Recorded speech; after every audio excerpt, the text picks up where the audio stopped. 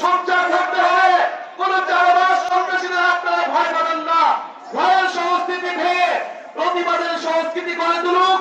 আমরা ইনসাফের অর্থনীতি, নাগরিক মর্যাদা প্রতিষ্ঠা করব।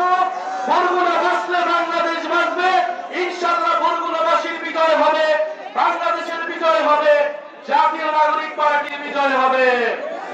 ইনকিলাব।